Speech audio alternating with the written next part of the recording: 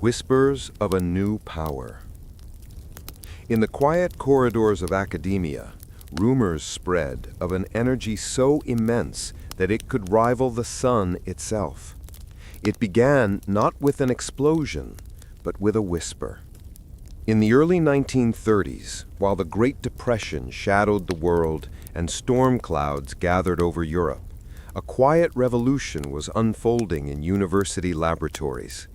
Physicists, dreamers armed with chalk and equations, were beginning to suspect that within the heart of the atom lay something unimaginable. To the public, nuclear energy sounded like a scientific fairy tale, but to a handful of minds across Germany, Italy, and the United States, it was becoming terrifyingly real. At the University of Berlin, a reserved chemist named Lise Meitner and her collaborator Otto Hahn were puzzling over strange results from uranium experiments. When they bombarded uranium atoms with neutrons, something extraordinary happened. The atoms split apart, releasing bursts of energy and lighter elements like barium. It was a mystery that defied classical physics. Meitner, exiled to Sweden because of her Jewish heritage, received Hahn's letters with trembling hands. In a snowy walk in the Swedish countryside in December 1938, she made a quiet note in her diary. "We have done it. We have split the atom." Across the Atlantic, in the peaceful halls of Princeton and Berkeley, that whisper reached American scientists. Albert Einstein, long a pacifist and thinker of cosmic ideas, was skeptical of militarizing science. But younger men, Enrico Fermi, Leo Szilard, and Robert Oppenheimer, sensed the storm that was coming. Hitler's armies were on the march. If Germany could harness this new power, it might gain a weapon capable of deciding the fate of the world. In 1939, Szilard and fellow Hungarian émigrés drafted a letter warning the U.S. government of Nazi nuclear research. That letter, signed by Einstein himself, landed on President Franklin D. Roosevelt's desk. That letter would quietly ignite one of the most secret and consequential scientific efforts in human history, the Manhattan Project. But in those early days, it was not yet about bombs. It was about possibility. The idea that a single atom could hold the energy of the sun defied imagination. In lecture halls from Chicago to California, professors scribbled equations that glowed with promise. They spoke of energy too cheap to meter, of ships crossing oceans powered by invisible fire, of cities lit by the stars themselves. Yet beneath the optimism, there was unease. Oppenheimer, a poetic and introspective physicist from New York, quoted ancient Sanskrit verses to his students. He spoke of Shiva, the destroyer of worlds, as if sensing the future in his equations. He wasn't wrong. By 1940, whispers had turned to urgency. Intelligence reports hinted that German scientists, including the same Otto Hahn, were working under Nazi orders on a uranium project. America could not afford to fall behind. Laboratories once devoted to curiosity were now bound by secrecy. Universities became fortresses of classified research. The corridors that once echoed with open debate now carried the muffled hum of guarded conversations. In the desert of New Mexico, engineers began constructing a mysterious facility under the code name Los Alamos. Only those with the highest clearance knew its true purpose. Even wives and families of the scientists were kept in the dark. The world's brightest minds were being gathered to turn the whisper into a weapon. But for all their brilliance, the scientists wrestled with moral shadows. Could knowledge itself be cursed? Szilard feared what his own discovery might unleash. He pleaded for restraint, arguing that the power of the atom should serve peace, not destruction. But war left little room for hesitation. The United States had entered a race not just for victory, but for survival. While most Americans knew nothing of uranium or isotopes, the first chain reactions were being tested beneath the football stands of the University of Chicago. On December 2, 1942, under the direction of Enrico Fermi, the world's first nuclear reactor, Chicago Pile 1, went critical. As the counters clicked and the graphite blocks glowed faintly, a quiet realization spread among the gathered scientists. Mankind had crossed an invisible threshold. No explosion shook the ground that day, but everyone present felt it, an invisible pulse, a shift in the balance between creation and destruction. When Fermi calmly announced the reaction is self-sustaining, the men and women in that secret room understood what it meant. They had tapped into the fire of the stars. The whispers that began in university corridors now echoed through the highest chambers of government. Generals, politicians, and physicists formed uneasy alliances. Vast sums of money were poured into laboratories hidden in the deserts, mountains, and plains of America. The scientists who had once debated ethics in classrooms were now designing bomb casings and calculating blast radii. Still, some could not ignore the growing dread. Oppenheimer confided to a colleague, "It is a profound thing to have learned how to release atom energy. It is a very grave thing to use it." The line between science and sin had never been thinner. As the war raged on, the project grew into a leviathan. Over 130,000 people, scattered across secret sites, all working toward a single, unspoken goal. Many didn't even know what they were building. The promise of a new power had transformed into a race to end all wars, yet few grasped the terrible cost that would follow. In the summer of 1945, before the first test, Oppenheimer stood in the desert and gazed at the rising dawn over the mountains. The wind carried with it a strange stillness, as if nature itself was holding its breath. He thought back to the early days, the quiet laboratories, the hopeful theories, the dream of infinite energy. None of them had imagined it would come to this. Soon, that whisper would become a roar, the kind that could shatter worlds. The race against time. As Nazi Germany pursued atomic secrets, American scientists found themselves at the heart of a desperate wartime gamble. It was a race the world didn't know was happening, a race not for land or gold, but for the power of creation itself.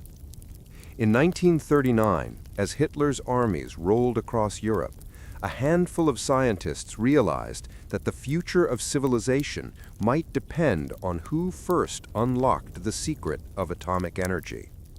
In the dimly lit laboratories of Berlin, scientists under Nazi command were experimenting with uranium, while across the Atlantic, a group of immigrant physicists warned that Germany might be building a bomb capable of ending cities in a single flash. That warning reached President Franklin D. Roosevelt through a quiet letter signed by one man whose name carried infinite weight, Albert Einstein. That letter, written by Leo Szilard and co-signed by Einstein, would change history. It urged Roosevelt to take immediate action, to fund research into the possibility of a chain reaction capable of producing extremely powerful bombs of a new type. Roosevelt's response was measured but decisive. He said, "We cannot take the chance," and thus began America's secret sprint against an enemy no one could see, the race to master the atom before Hitler did. In the shadow of war, science itself became a battlefield.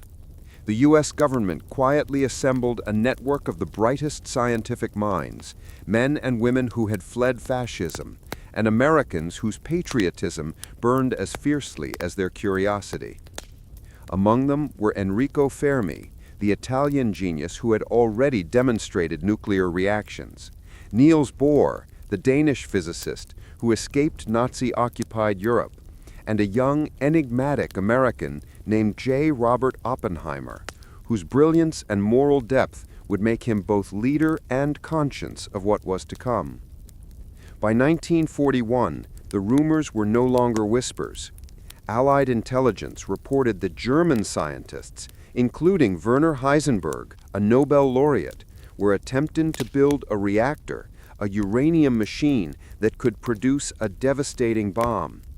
The implications were horrifying. If Hitler's regime succeeded first, no city on Earth would be safe. The United States had no choice but to race the clock. Soon, what began as a handful of theoretical studies evolved into the largest secret scientific operation in history, the Manhattan Project. Its mission was simple but staggering: to split the atom, to weaponize it, and to do so before the enemy could. But time was the real adversary. Every hour lost could mean catastrophe. Every calculation had to be perfect. Under General Leslie Groves, the project took on a scale no one could have imagined. Entire towns appeared overnight: Los Alamos in New Mexico, Oak Ridge in Tennessee, and Hanford in Washington. They didn't appear on maps. Workers were told only what they needed to know. Mail was censored, phones were tapped, and families lived behind barbed wire under the pretense of war work. Meanwhile, in Chicago, a small group of scientists huddled under the stands of Stagg Field. There, on December 2, 1942, Enrico Fermi achieved the first self-sustaining nuclear chain reaction. When the counters began to tick, measuring the invisible release of atomic energy, the team exchanged cautious smiles. They had succeeded, and yet none of them celebrated loudly. They knew what this meant. The age of theoretical physics was over. The age of nuclear power had begun. But even as progress accelerated, fear ran through the project like an electric current. Oppenheimer, now scientific director at Los Alamos, understood the stakes better than anyone.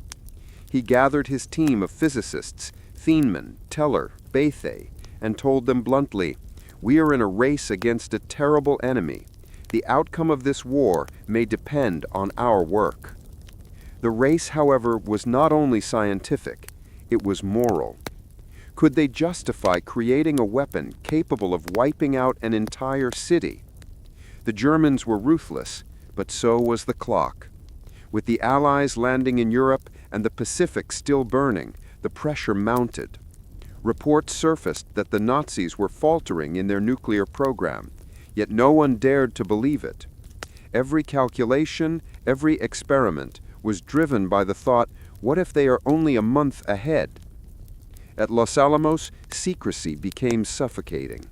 Scientists who once thrived on collaboration now worked in isolated silos. Conversations were guarded, equations were locked away. Oppenheimer's vision of scientific unity was replaced by the cold machinery of war. Yet amidst the pressure, there was brilliance. In the span of months, theoretical physics was transformed into practical engineering. The first plutonium was produced. New materials were invented. The unimaginable became possible. Then came the question no one wanted to face: how to test it. By 1945, the Allies were closing in on victory in Europe. Hitler was dead, and the Nazi atomic project lay in ruins. But Japan fought on. The race against time had shifted, no longer to beat the Germans, but to justify the project's colossal cost and end the war before more American lives were lost. In the desert of Alamogordo, New Mexico, preparations began for an experiment codenamed Trinity. Scientists worked under blistering heat, assembling a device of intricate design and terrifying potential. They called it the gadget. On the night of July 15, 1945, thunder rolled over the desert plains. The air was electric with fear and anticipation. Oppenheimer, restless and sleepless, stared at the tower that held his creation. The next morning, the world would cross a threshold it could never return from. Oppenheimer's dream. A visionary physicist saw not a weapon, but a key to unlock the universe, unaware of the door it would truly open. He wanted to understand the stars, not destroy them. Long before the atomic age began, J. Robert Oppenheimer was a man possessed by curiosity, a mind drawn to the invisible forces that governed the cosmos. At Harvard and later at Cambridge, he devoured knowledge like fire consumes air. To him, physics wasn't just a science, it was a form of poetry. He read Sanskrit, quoted the Bhagavad Gita, and dreamed of uncovering the architecture of creation itself. The atom, to him, was a doorway, not a bomb. But history had other plans for his dream. By the late 1930s, Europe was collapsing under Hitler's boots. Science was no longer a quiet pursuit. It had become a weapon.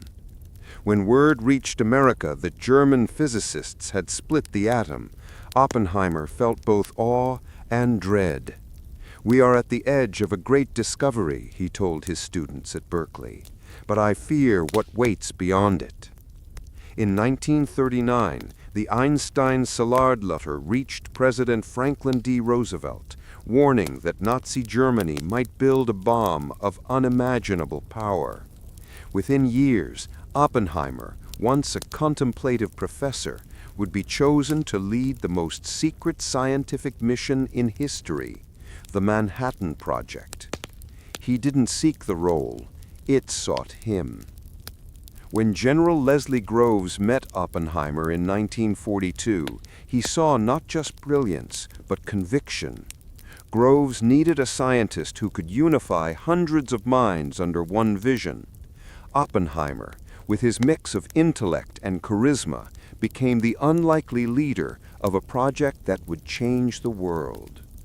"The physicists have known sin," he would later say, "and this is a knowledge they cannot lose." Under his direction, the barren desert of Los Alamos, New Mexico, transformed into a hidden city of genius.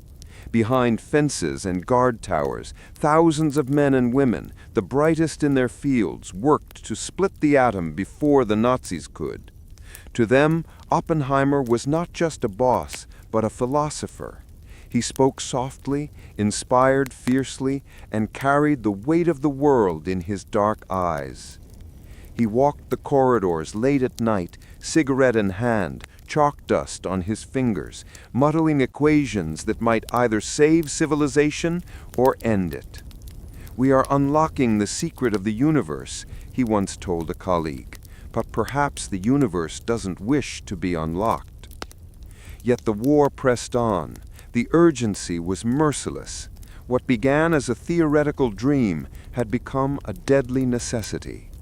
The scientists at Los Alamos, Fermi, Teller, Beth, and Feynman, worked tirelessly, knowing that every day lost could cost thousands of lives. But as progress accelerated, so too did their unease. Could humanity be trusted with the fire of the gods? Oppenheimer wrestled with that question constantly. In quiet moments, he would quote from the Bhagavad Gita, "In battle, duty must come before fear." Perhaps he told himself that he was doing his duty, that the bomb would end war, not perpetuate it. But deep inside, he knew that once this weapon existed, it could never be undone. By 1945, after years of secrecy and sleepless nights, the dream took shape, a bomb nicknamed the Gadget. The first test was set in the desert of Alamando, New Mexico, under the code name Trinity. On July 16th, at 5:29 a.m., the world held its breath. The sky turned to fire. The desert trembled. A mushroom cloud rose higher than any mountain. The light was brighter than dawn, the shock wave stronger than thunder. In that moment, mankind entered a new age, and Oppenheimer knew it. As he watched the inferno rise, he whispered the ancient words that would forever define him. "Now I am become death, the destroyer of worlds." The scientist who once sought enlightenment had opened a door that could never be closed. After Hiroshima and Nagasaki, Oppenheimer became both a national hero and a haunted man. When he met President Harry Truman, he confessed, "Mr. President, I feel I have blood on my hands." Truman, unmoved, handed him a handkerchief and replied, "It won't come off." Oppenheimer's dream, once pure, visionary, and full of wonder, had birthed a nightmare of global fear. He had unlocked the atom, but in doing so had unchained a force that placed humanity's fate in its own trembling hands. In the years that followed, he spoke not of victory, but of responsibility. The physicists, he said, have known sin. He devoted his later life to peace, warning of the danger he helped create, yet the shadow of Trinity would follow him to his final breath. He had seen the light of the universe and discovered that mankind was not ready to bear it. Los Alamos, the secret city. Hidden in the New Mexico desert, a town was built from nothing, its residents sworn to silence, their work cloaked in mystery. It began with an empty desert and a secret.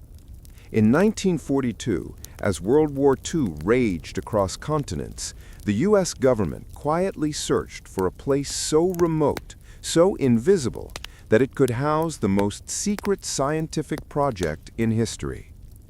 What they found was a windswept plateau in northern New Mexico, surrounded by mountains and guarded by miles of wilderness. To the world, it was nothing more than open land. To a select few, it would become the birthplace of the atomic age. This place would be called Los Alamos.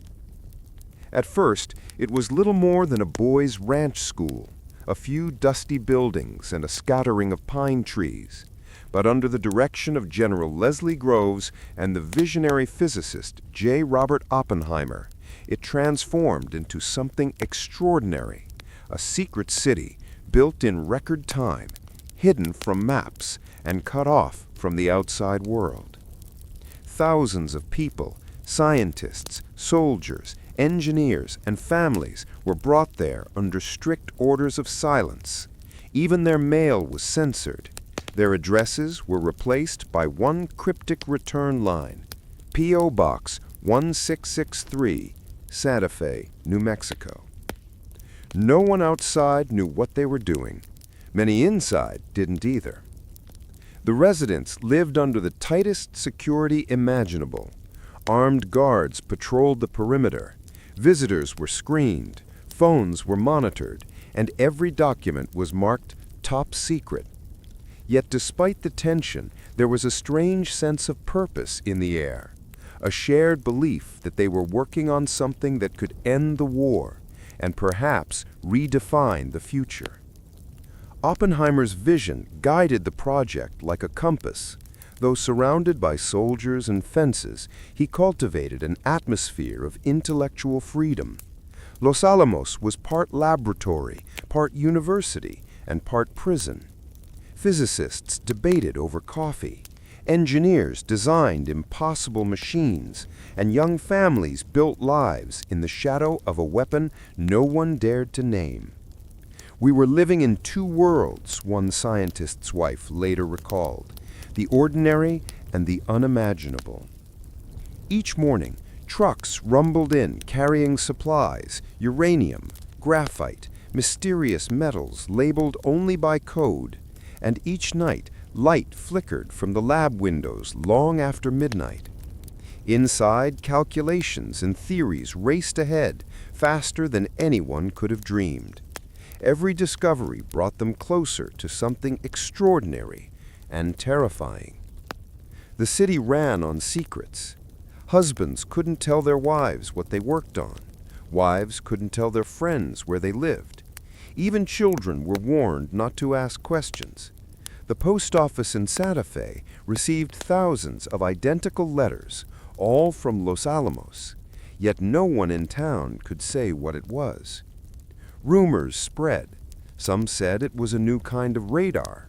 Others believed it was a chemical plant. The truth was beyond anyone's imagination. For the scientists, life at Los Alamos was a paradox, isolation wrapped in collaboration. They came from every corner of the world: Fermi from Italy, Bohr from Denmark, Teller from Hungary, Feynman from New York. Many were refugees who had fled fascism, now building a weapon to defeat it. They worked side by side in makeshift laboratories, driven by urgency and haunted by moral doubt. Oppenheimer, the project's soul, walked the narrow paths of the compound at night, gazing toward the mountains. He loved this place, its stillness, its clarity, yet he knew it was built on secrecy and fear. Los Alamos is a paradox, he once said. We are making history here, but we cannot tell it. By 1944, the secret city had grown to more than 6,000 residents. It had schools, theaters, churches, and even a newspaper, though every article was reviewed by military censors.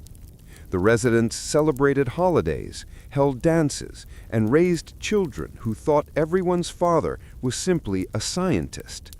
They lived in a bubble of anonymity, unaware that their lives were shaping the fate of the world. In hidden bunkers, progress accelerated. Designs for two weapons, Little Boy and Fat Man, took shape under the strictest classification. As scientists ran experiments late into the night, the desert outside remained eerily quiet.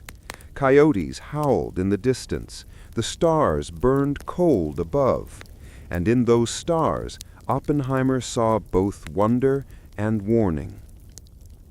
Everything built in Los Alamos, every calculation, every sleepless night, led to one moment, the Trinity test, when their creation would finally reveal its power.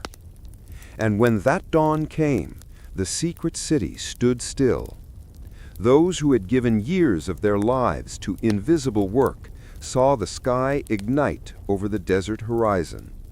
The explosion was felt hundreds of miles away, but the truth of what it meant settled much closer in their hearts. Los Alamos had fulfilled its purpose, but the world it helped create would never be secret again. The birth of the bomb. In July 1945, the desert sky turned to fire. Mankind had split the atom and perhaps its own soul. It began with a countdown that no one had ever heard before, a whisper before the end of an age. On the early morning of July 16, 1945, in the desolate basin of New Mexico's Jornada del Muerto, the journey of the dead man, scientists, soldiers, and engineers gathered in silence. They had worked for years in secrecy at Los Alamos, building something the world had never seen.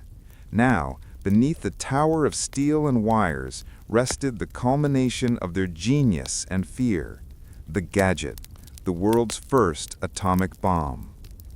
The operation had a code name, Trinity. Only a handful of men knew what was about to happen, and even fewer understood what it truly meant. Among them stood J. Robert Oppenheimer, his face pale in the dim pre-dawn light. For months he had lived with equations and impossible dreams, but now all that remained was waiting and wondering.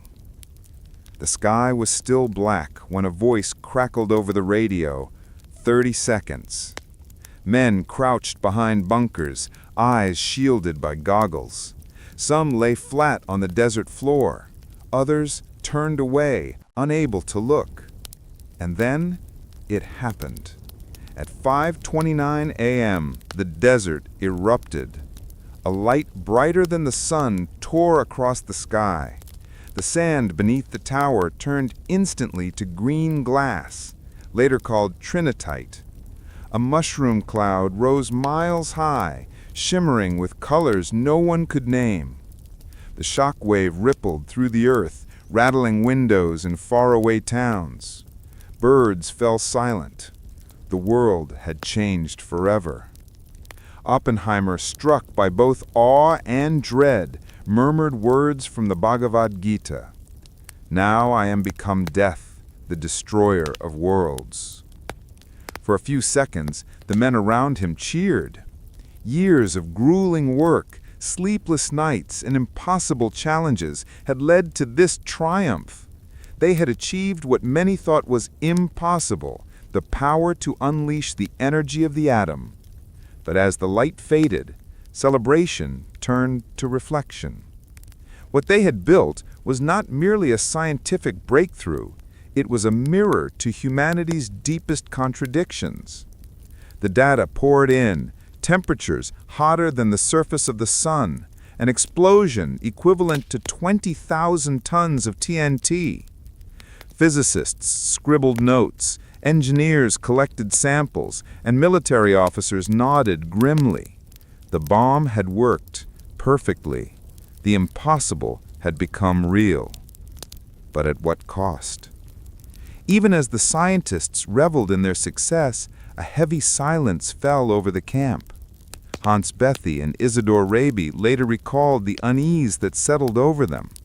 They had witnessed creation and destruction in the same instant. It wasn't science anymore, one physicist said quietly. It was prophecy. The news was rushed to President Harry Truman, who was meeting with Allied leaders at Potsdam, Germany. When he heard of the test's success, his message was brief. "We have discovered the most terrible bomb in the history of the world." The next decisions would not belong to scientists, but to statesmen. In the days that followed, the weapon born in Los Alamos was prepared for war. The components were shipped across the Pacific under military escort. 2 bombs were ready, Little Boy and Fat Man. They were designed for one purpose: to end World War II. On August 6, 1945, Little Boy fell on Hiroshima. 3 days later, Fat Man devastated Nagasaki. In moments, tens of thousands were gone. Cities turned to ash. Shadows burned into walls. The same brilliant fire that had lit the New Mexico desert now consumed entire worlds. Back in Los Alamos, those who had built the bomb listened to the news in stunned silence. Some cheered that the war might finally be over. Others wept. Oppenheimer stood before his team days later and spoke softly. "The physicists have known sin, and this is a knowledge they cannot lose." The Trinity test had opened a door that could never be closed. It marked not only the end of a war, but the beginning of the atomic age, an era defined by both fear and progress, power and peril. Nuclear energy would soon light cities, propel submarines, and shape geopolitics for generations. But in that first dawn of atomic fire, one truth was undeniable. Mankind had touched something divine and dangerous. The desert of New Mexico remains quiet today. The steel tower is gone, melted by its own creation. The ground still glitters faintly with green glass, silent testimony to the moment humanity learned to harness the power of the stars and the burden that came with it. The birth of the bomb was not just the birth of a weapon. It was the birth of a new world, one forever shadowed by its own light. Trinity's shadow. The first detonation left more than a crater in the sand. It left questions that haunted its creators forever. The desert was quiet again, but nothing would ever be the same. After the blinding flash of July 16, 1945, when the first atomic bomb ignited the sky over Giordano del Muerto, the men of Los Alamos packed up their instruments and left the test site. The sand was still warm, fused into eerie green glass, trinitite. The air smelled of ozone and burned metal. They had done what no one had ever done before. They had harnessed the power of the universe itself. Yet as the dust settled, the triumph began to feel hollow. For J. Robert Oppenheimer, the father of the atomic bomb, that morning would haunt him for the rest of his life. The explosion was both a scientific victory and a moral reckoning. He had proven that the atom could be split, that Einstein's terrifying equation, E equals mc squared, could be turned into an inferno.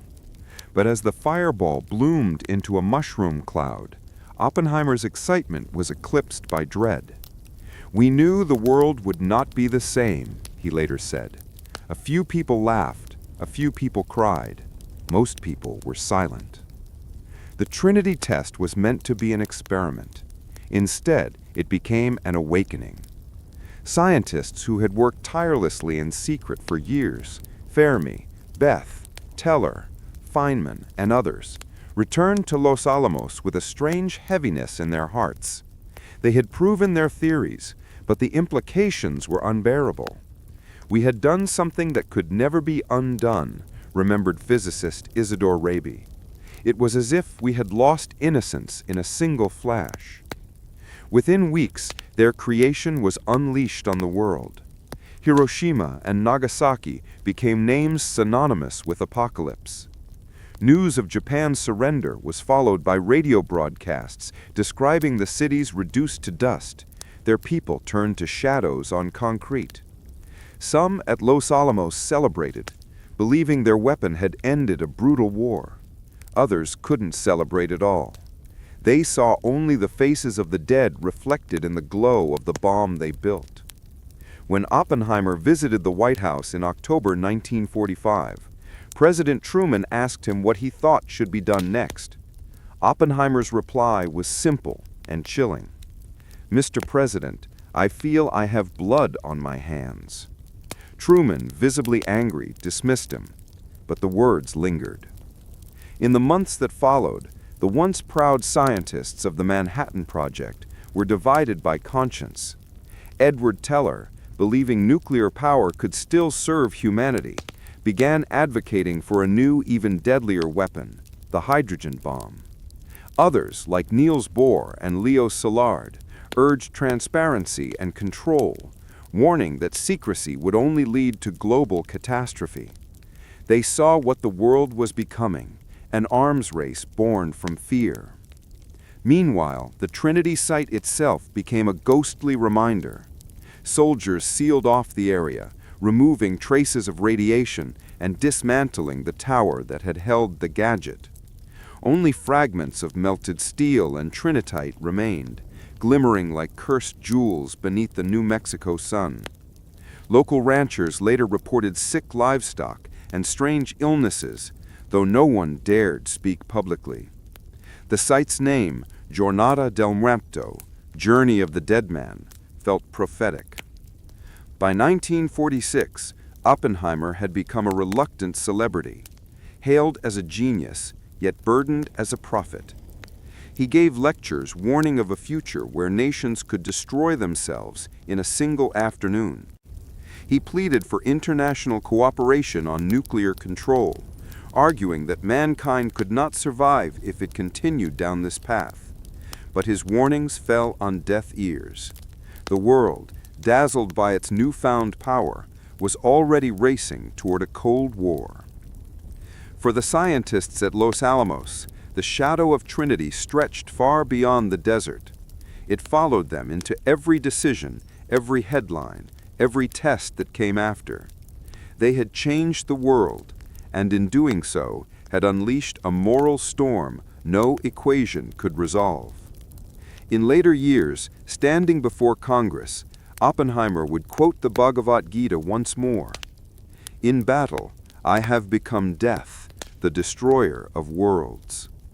But what he meant was not destruction, it was sorrow. The true cost of the atomic age was not measured in craters or casualties, but in conscience. The bomb had split more than atoms. It had split the soul of humanity. Today, at the Trinity site, visitors can still walk the scorched earth once forbidden to all. The glassy sand still glints under the desert sun, silent witness to the day when humankind first touched the fire of the gods and learned too late the weight of its own creation.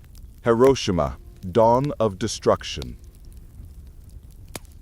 A single flash ended tens of thousands of lives and marked the beginning of a terrifying new age. The morning of August 6, 1945 began like any other in Hiroshima. Children walked to school, merchants opened their shops, and soldiers prepared for another day in a city untouched by the bombs that had devastated so many others. The sky was clear, a brilliant blue canvas over a city unaware it stood on the edge of history. At 8:15 a.m., that calm was shattered by a light brighter than the sun. High above the city, a silver B-29 bomber named Enola Gay glided silently through the air. Inside, Colonel Paul Tibbets and his crew carried a single bomb, a weapon so secret that only a handful of people in the world knew what it could do. It was called Little Boy. The mission's code word was simple: special bomb. When the bomb bay doors opened, the crew could see the Ota River shimmering below and the streets of Hiroshima spreading out like a map. At exactly 8:15 a.m., Tibbets gave the order. The bomb fell for 43 seconds. Then, a blinding flash. A silent white sphere expanded outward faster than sound, then erupted into a roaring fireball. In a fraction of a second, the heart of Hiroshima vanished. Buildings vaporized. People standing in the open became shadows burned into the pavement.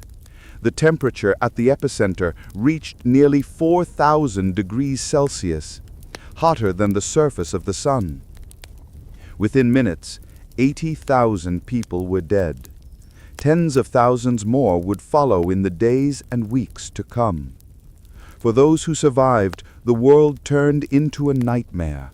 A black, oily rain began to fall, radioactive soot and ash that clung to skin and filled the lungs. Fires raged across the ruins as survivors wandered through the smoke, their clothes burned away, their skin peeling from their bodies. A child searched for his mother among the rubble. A soldier tried to drink water from a puddle that glowed faintly with light. The city had become a landscape of ghosts. From miles away, the crew of the Enola Gay felt the shockwave hit their plane. "My God," one of them whispered, "what have we done?" They circled the growing mushroom cloud, a tower of fire and dust rising 10 miles into the sky, and turned back toward the Pacific. Back in the United States, President Harry S. Truman received the coded message: results clear-cut, target completely destroyed. A few hours later, the news was broadcast to the world. The president announced that the United States had used a new and revolutionary bomb and warned Japan of a rain of ruin from the air. But no announcement could convey the horror of what had happened. Hiroshima's hospitals were gone. Its doctors were dead or dying. The few who remained worked among the ruins, treating wounds no one had ever seen before, burns that would not heal, bleeding that would not stop. Survivors, later known as hibakusha, described seeing a city turn to dust and a light that erased everything. In the days after the bombing, scientists at Los Alamos celebrated their success with mixed emotions. The weapon had worked exactly as designed, but the images of Hiroshima soon reached them. photographs of a flattened city, reports of dying children, and tales of radioactive sickness. Some felt pride, others felt guilt that would last a lifetime. J.R. Robert Oppenheimer's earlier words echoed in their minds. "Now I am become death, the destroyer of worlds." The Japanese government, stunned and silent, struggled to comprehend what had happened. 3 days later, a second bomb, Fat Man, fell on Nagasaki, claiming tens of thousands more lives. On August 15th, Emperor Hirohito addressed his nation, announcing Japan's surrender and ending World War II. For the first time in history, humanity had unleashed a weapon capable of annihilating cities in a single breath, and in doing so had entered a new and uncertain age. The dawn of peace came not with victory parades, but with the glow of radioactive ruins. Hiroshima became more than a tragedy. It became a warning, a reminder of what happens when human brilliance collides with human blindness. In the years that followed, the world stood divided between hope and fear. The same atomic power that destroyed Hiroshima would later light cities, power submarines, and drive progress. But the shadow of that first flash never faded. Today, the Hiroshima Peace Memorial, once known as the Genbaku Dome, stands at the heart of the rebuilt city. Beneath it, the ashes of tens of thousands lie silently. And every year, as bells toll at 8:15 a.m., the people of Hiroshima and the world remember the moment when the sky turned to fire and humanity learned the price of its own creation. The scientists regret. The same men who built the bomb now watched in horror as their creation was unleashed upon the world. When the fires of Hiroshima and Nagasaki faded, what remained was not triumph, but silence. The men and women of Los Alamos, who had once cheered at the success of the Trinity test, now stared at newspapers with trembling hands. The photographs showed flattened cities, burned shadows of human beings etched onto stone, and children wandering through wastelands of ash. For the first time, they saw what their success had truly done. Among them, J. Robert Oppenheimer felt the weight most deeply. The brilliant physicist who had unlocked the secrets of the atom had also unlocked humanity's darkest potential. When he walked into the White House in October 1945, President Harry S. Truman greeted him as a hero, but Oppenheimer didn't feel like one. "Mr. President," he said quietly, "I feel I have blood on my hands." Truman, angered, replied, "The blood is on mine, not yours," and ordered him never to return. Yet that moment captured the divide between the men of science and the men of power. The scientists had built the bomb to end a war. The politicians had used it to shape the world. Back in Los Alamos, the once bustling laboratories were haunted by guilt. Isidore Raby, who had celebrated the Trinity explosion, confessed, "I felt that we had done something that should never have been done." Hans Bethe, one of the project's top theorists, withdrew from weapons work entirely, saying we had been intoxicated by success, and then came the sobering dawn. Even Enrico Fermi, who had demonstrated the first nuclear chain reaction, admitted that humanity might not be wise enough to control what it had unleashed. Others tried to justify their actions. "If we hadn't built it, the Germans would have," argued Edward Teller, who later became the driving force behind the hydrogen bomb. But that argument offered little comfort. The war had ended, and yet the bomb's shadow continued to grow, across nations, across minds, across time. The scientists' internal conflict became public. In the months after Japan's surrender, many of them signed petitions urging the U.S. government not to use nuclear weapons again. The Franck Report, written by a group of Manhattan Project physicists before the bombings, resurfaced in moral vindication. It had warned that using the atomic bomb on civilians would set a precedent for future destruction of humanity. Few had listened then. Now, too late, its words rang with prophecy. Oppenheimer himself became a tragic symbol of scientific conscience. In speeches and interviews, he spoke openly of his remorse and his fears.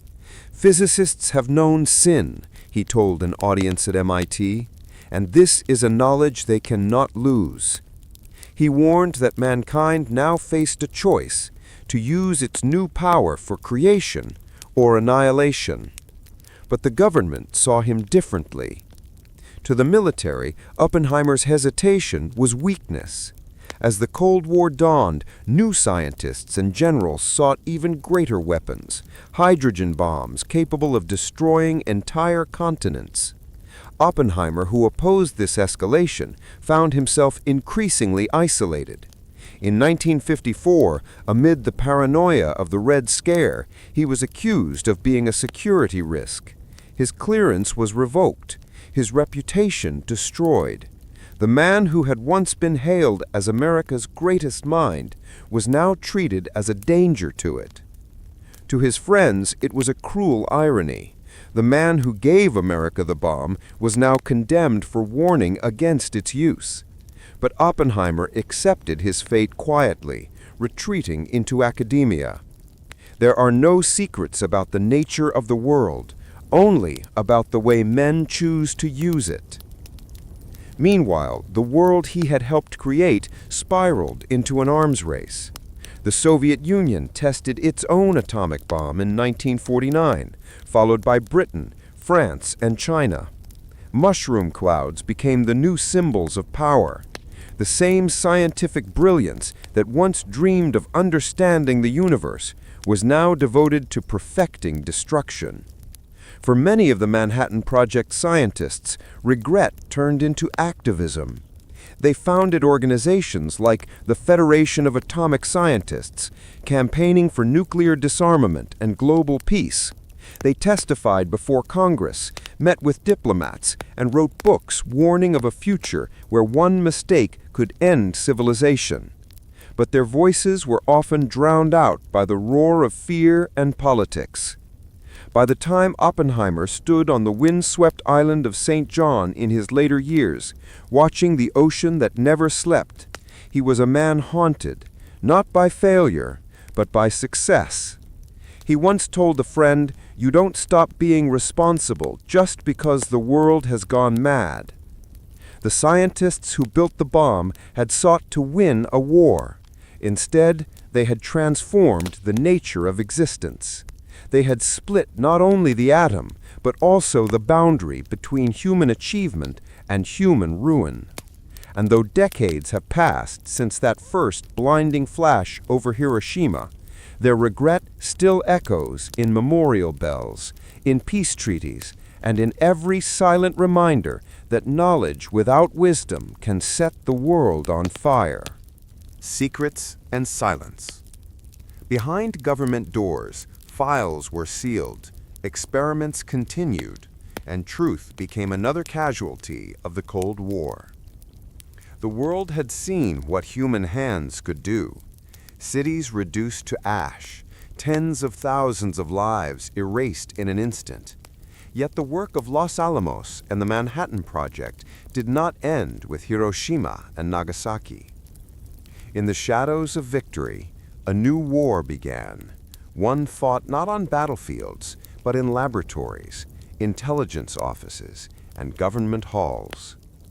By 1946, the United States had entered a tense standoff with the Soviet Union. What had been a secret weapon in wartime now became a bargaining chip for global dominance. Behind the steel doors of Washington and in the hidden corridors of Oak Ridge, scientists continued their experiments, seeking bigger, deadlier, more precise instruments of power. Each calculation, each detonation was classified top secret, restricted data, leaving even families of the researchers unaware of the magnitude of their work. J. Robert Oppenheimer, once the revered father of the atomic bomb, watched these developments with unease. He had warned of an arms race even before the bombs fell, yet the warnings went largely unheeded. Political pressure, military ambition, and the fear of Soviet retaliation accelerated the development of thermonuclear weapons, and secrecy became a national obsession.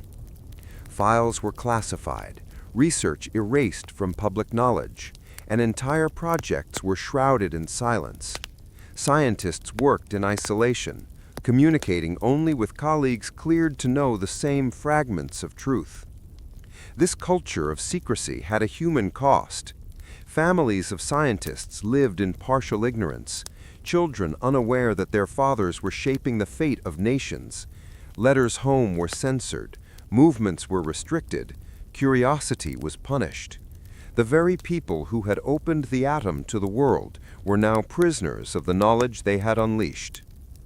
Los Alamos, once a town of collaboration and discovery, had become a cage of vigilance and paranoia. Even within the scientific community, disagreement flourished quietly. Some, like Edward Teller, pushed relentlessly for a hydrogen bomb, convinced that superiority was the only path to peace. Others, like Niels Bohr and Oppenheimer himself, cautioned restraint, urging international oversight and transparency. But in the halls of power, caution was dismissed as weakness. Every conversation, every memo was logged, archived, and encrypted, ensuring that truth became a commodity rather than a public right. Espionage added another layer of fear. Reports of Soviet spies in the Manhattan Project files reached the top echelons of government, confirming suspicions that secrecy could not guarantee safety.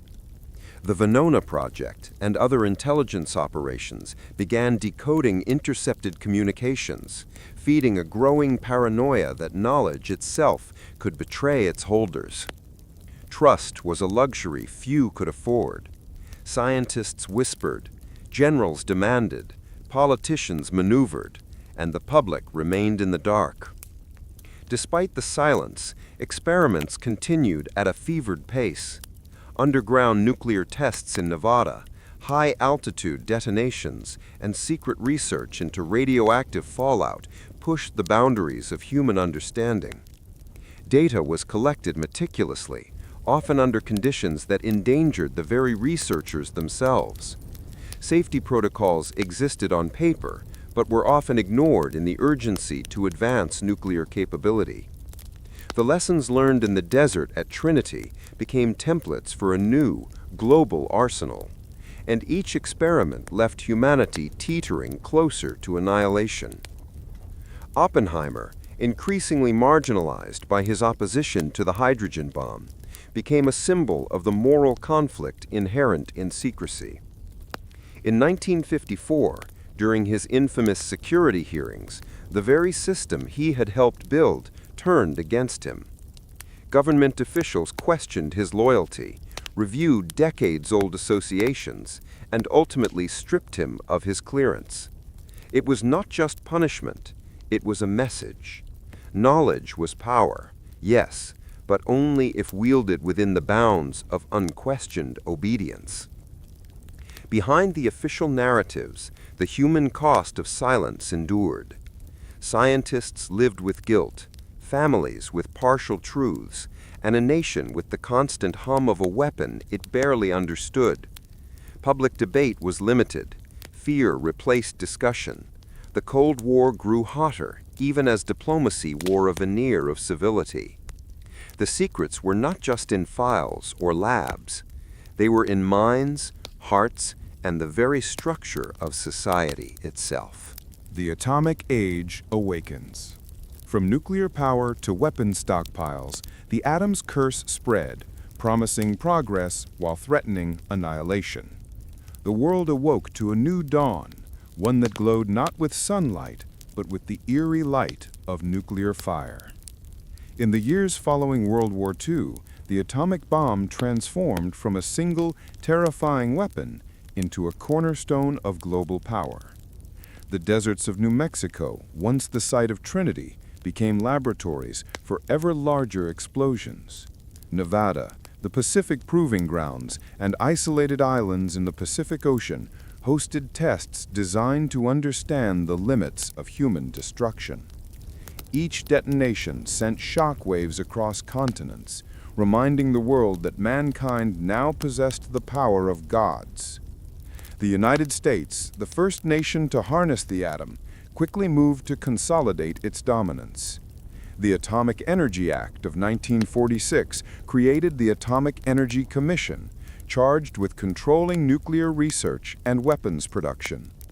Scientists who had once debated morality in Los Alamos were now government employees, their work scrutinized, classified, and expanded upon.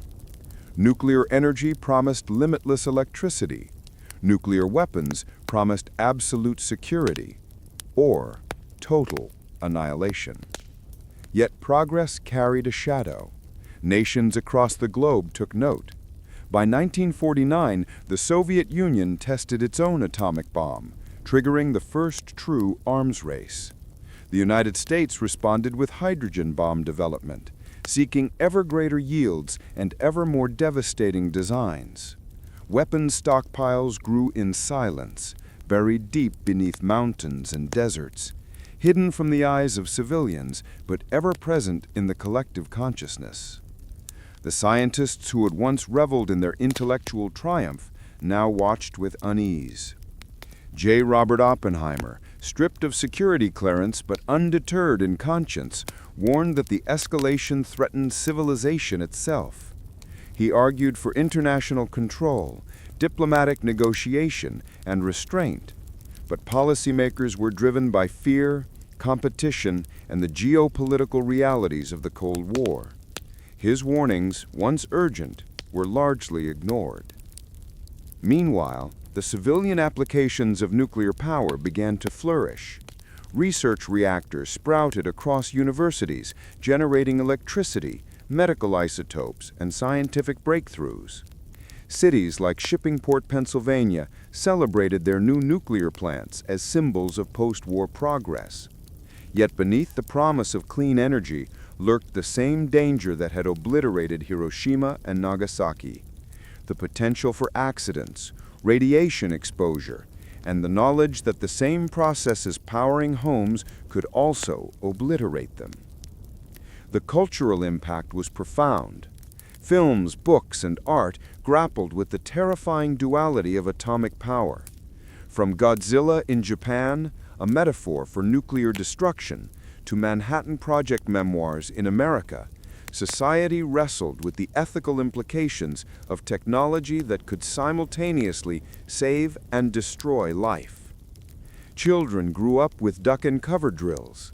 Teachers discussed fallout shelters, and governments drafted contingency plans for nuclear war. Fear became everyday life. Curiosity became caution. At the same time, secret intelligence networks proliferated. The CIA, FBI, and other agencies monitored nuclear scientists, diplomats, and potential spies. The Venona Project and other counterintelligence operations revealed Soviet infiltration, fueling paranoia and increasing the opacity of nuclear programs. Each revelation reinforced the notion that knowledge could be both a blessing and a curse. The atom had not only split matter, it had split the trust between nations and even within them. By the mid-1950s, the world had entered a state of mutually assured destruction, MAD. The stockpiles of the United States and the Soviet Union grew to tens of thousands of warheads, poised to obliterate entire continents in minutes. Leaders, scientists, and civilians alike lived under the shadow of an ever-present threat, a reality where progress and annihilation were inseparable. Yet humanity adapted. Treaties like the Partial Test Ban Treaty of 1963 sought to limit the most dangerous detonations. International Atomic Energy Agency oversight encouraged safer use civilian, and scientists continued to explore the promise of nuclear energy, from medicine to space propulsion. The atom, once feared purely as a weapon, became a tool of both destruction and discovery. Still, the ethical questions lingered. Each explosion, each reactor, each stockpile served as a reminder that power without wisdom is perilous. The same force that could light cities or cure disease could also flatten them or irradiate generations. The legacy of Oppenheimer and the Manhattan Project was not only in the bombs dropped, but in the responsibility handed to every human who understood the atom's potential. The atomic age awakened.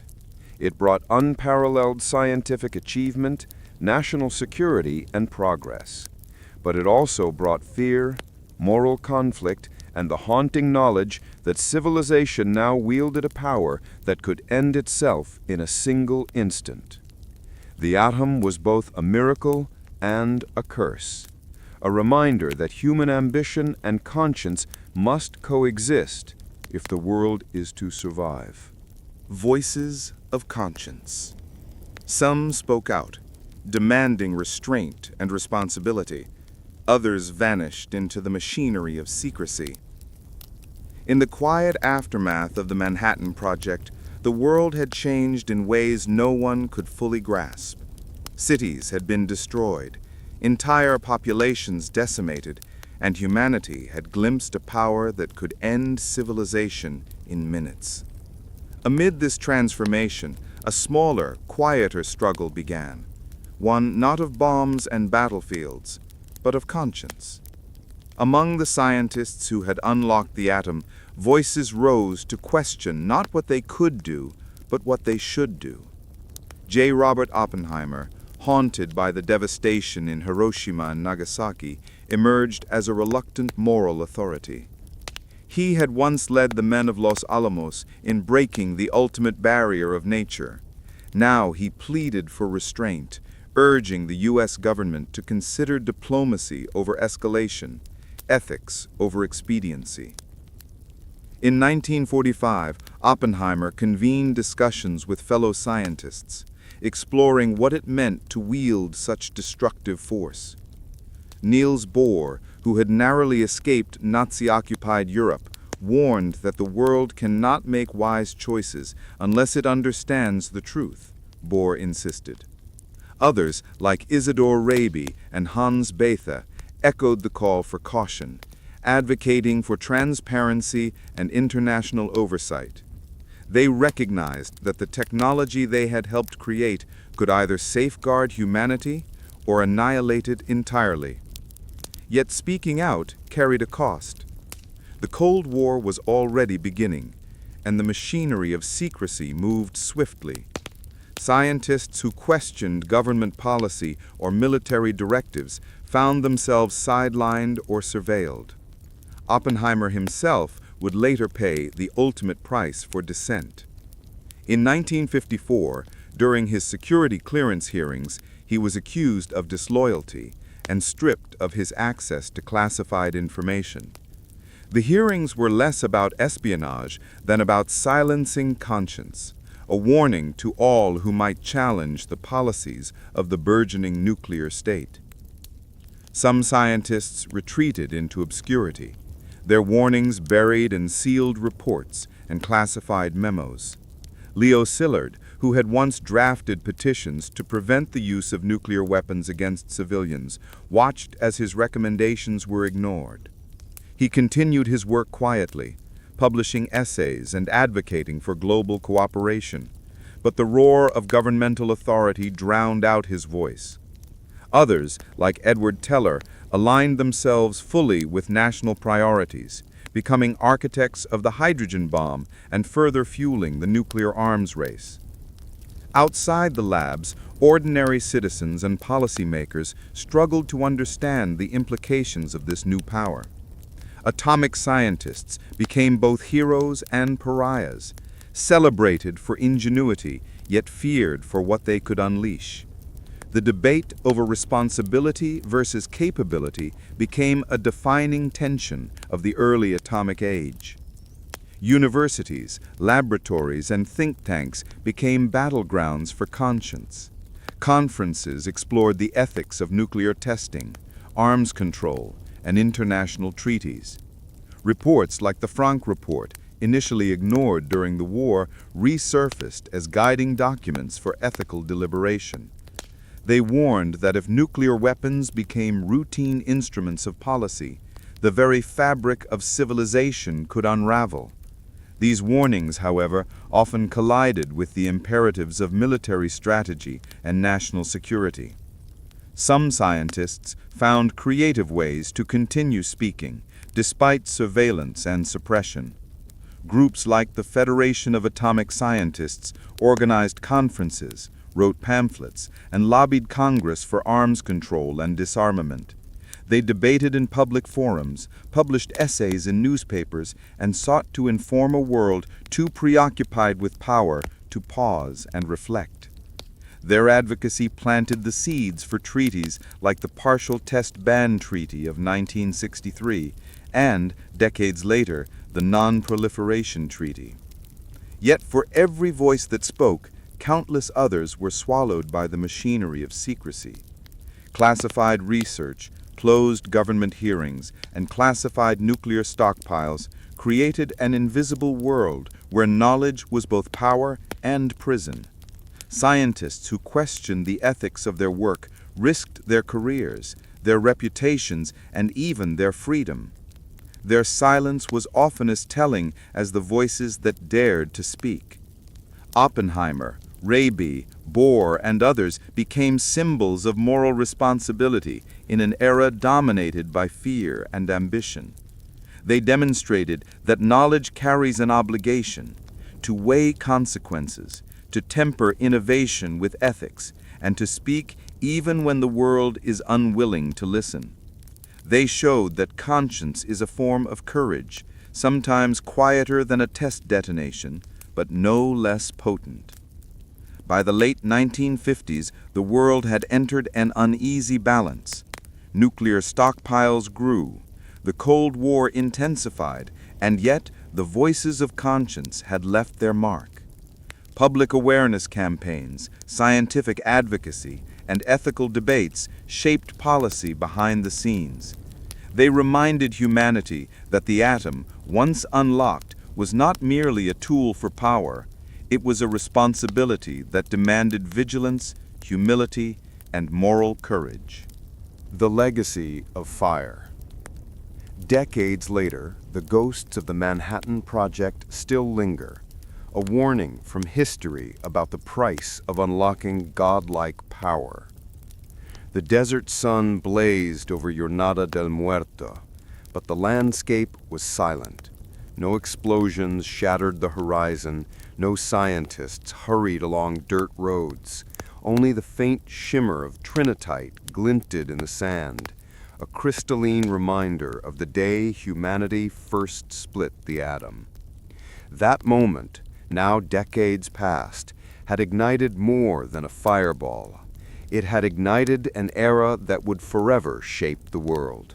For those who had built the bomb, Oppenheimer, Teller, Bethe, Fermi, and their colleagues, the aftermath was a lifelong reckoning. The immediate victory of Hiroshima and Nagasaki soon gave way to reflection, guilt, and for some, shame. They had created a weapon unlike any before, but with it a new moral and existential challenge: how to live with the knowledge that humanity could destroy itself in minutes. J. Robert Oppenheimer became the emblem of this inner conflict. Hailed as a genius, reviled as a potential security risk, he spent his post-war years navigating a world he had helped shape, yet could no longer fully control. His warnings about the hydrogen bomb and the accelerating arms race were largely ignored during the fervor of the Cold War. Yet history remembers his voice, cautioning that human intellect without restraint could become a force for annihilation rather than enlightenment. The post-war years saw nuclear knowledge transform from a singular achievement into a global obsession. The United States, followed by the Soviet Union, Britain, France, and later China, stockpiled weapons in an escalating contest of deterrence. Cities were designated as potential targets, shelters were built, and the doctrine of mutually assured destruction became the grim philosophy of survival. For the scientists who had split the atom, every mushroom cloud tested was both a triumph of ingenuity and a reminder of the lives it could end. Yet the Manhattan Project's legacy was not confined to weapons alone. Nuclear energy, once a byproduct of destruction, became a tool for progress. Power plants lit cities, reactors provided isotopes for medicine, and research into atomic physics expanded knowledge across countless fields. The atom, paradoxically, had the power to both kill and sustain life. For Oppenheimer and his peers, this duality was never lost. The same reactions that fueled light bulbs could also erase entire populations. Decades after the first detonation, former scientists began reflecting publicly on their experiences. Memoirs, lectures, and interviews revealed a complex tapestry of pride, guilt, and moral reckoning. Leo Szilard, who had earlier petitioned against the use of the bomb, warned of complacency and secrecy. Isidore Rabi cautioned that the lessons of Los Alamos were not only scientific, but ethical. The Manhattan Project had proven that science could outpace policy and that the consequences of discovery could not always be contained. Governments, meanwhile, wrestled with the legacy of fire. Arms-controlled treaties, such as the Partial Test Ban Treaty of 1963 and later the Non-Proliferation Treaty, emerged as attempts to curb the potential for global catastrophe. Yet even these measures were reactive, born from decades of unchecked competition and fear. The shadow of the Manhattan Project stretched far beyond the desert, touching diplomacy, strategy, and the moral compass of nations. The human stories behind the science continued to resonate.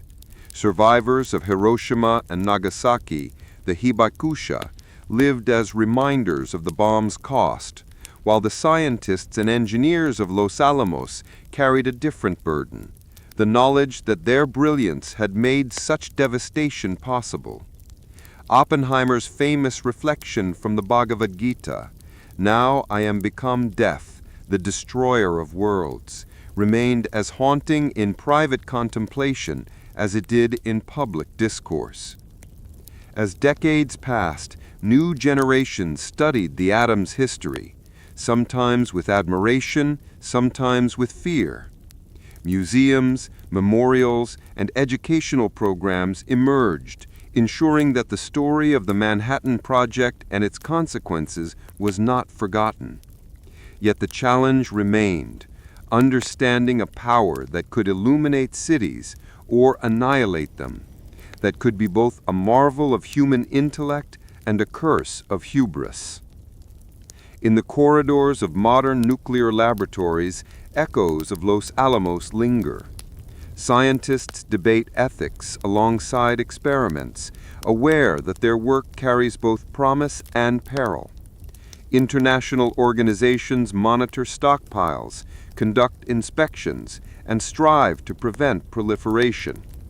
The atom, once unleashed in secret, has become a symbol of responsibility as much as capability. The legacy of fire extends beyond physics or politics.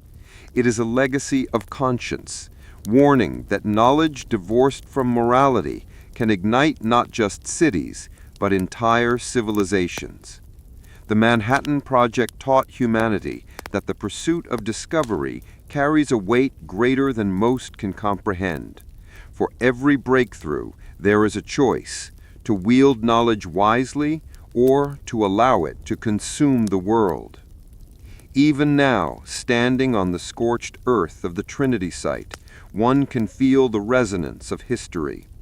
The green glass sparkles under the sun, silent witness to the dawn of the atomic age. It is a place of reflection, of reverence, and of caution. The fire that once split the atom did more than demonstrate power. It illuminated the responsibilities that come with it.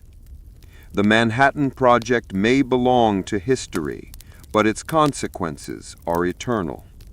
Every reactor, every stockpile, every treaty, and every ethical debate echoes the choices made by a few brilliant men in the deserts of New Mexico. Their work reminds us that unlocking godlike power is not merely a technical achievement, it is a test of human judgment, restraint, and conscience. The legacy of fire is not only about the bombs dropped or the tests conducted, it is about the moral and ethical shadow cast by discovery, the enduring struggle between curiosity and responsibility, and the haunting lesson that some knowledge is as dangerous as it is transformative.